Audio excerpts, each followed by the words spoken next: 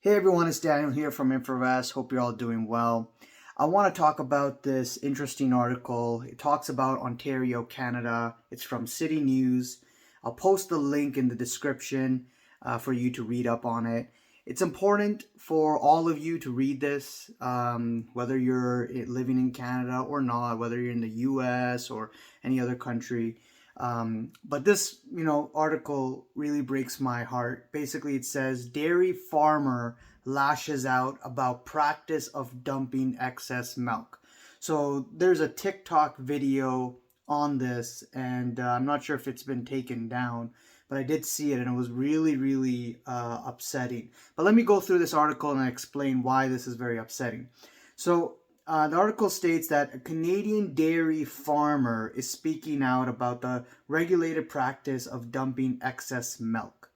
All right, so they're dumping excess milk right now. In an emotional video post on TikTok that has since been deleted, Jerry Hugen from Dunnville, Ontario, hope I got the name right, points to a drain pipe while explaining how he is forced to dump 30,000 liters of surplus milk at the end of the month because of government regulation. So right now we're over quota. It's regulated by the government, and the DFO, which is the Dairy Farmers of Ontario, says Jerry. And it breaks my heart. Dairy production in Canada is controlled under a system known as supply management, which was adopted in the early 1970s to overcome production surpluses. Dairy farmers adhere to quotas established by the CDC, which is the Canadian Dairy Commission, which decides how much milk is produced each month based on the anticipated demand. Okay? Farmers are only paid for the milk they produce within those quotas, so obviously any surplus above that is getting destroyed because you're not being paid for it. So Jerry basically says that 260 dairy cows produce more milk than is needed during the winter months, but he's not allowed to sell it. All right. So you could read up on this. It's quite crazy, and the fact that, and this is a very simple example, right? The fact that, especially in a country like Canada, but the fact that he's being forced to dump a lot of this because of whatever supply management group is telling him what to do, the fact that he's dumping all of this excess supply, what do you think? Let me ask you this. All right, very simple. If you're a business person, right, you have a business mentality. It's very simple. What do you think if you're being forced to dump so much milk? Do you think you're going to have a bunch of these cows, these excess cows, to dump this milk and waste your money? Do you think you're going to let that happen? Or are you going to make some changes? You're most likely, as a farmer, going to make some changes. So you're either going to get rid of some of those cows, right? Because you can't sell more than the quota because you're not going to make more money. Plus already inflation's going up. It's expensive, right? Now, there's some people arguing that just take the milk and make cheese out of it. What's the problem with that? Well, there is a problem because it's going to cost the farmers more money to do so. And you got to, rebuild your factory and the infrastructure and et cetera, which is going to create more pain, which could even put maybe some farmers under a lot of pressure, which might jack up the prices even higher.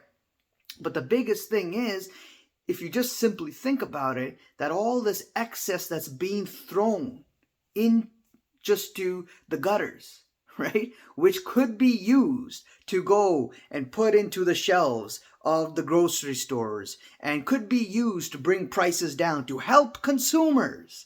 But no, that's not happening because the supply management, the hierarchies, the overlords up there have decided that no, we have to cap it at this level. And especially in a time when you have supply chain issues, especially in a time when transportation, diesel prices, which is all adding to the cost by the time it gets to your grocery store, it's going to be expensive for you.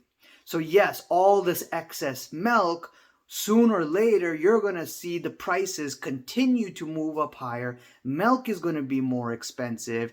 Eggs are going to be continuing at elevated levels or more expensive. Orange juice and everything, that we've talked about in the previous video, we're seeing prices and CPI inflation still sticking up there, which is going to bring a lot of pain for the masses and the consumers out there.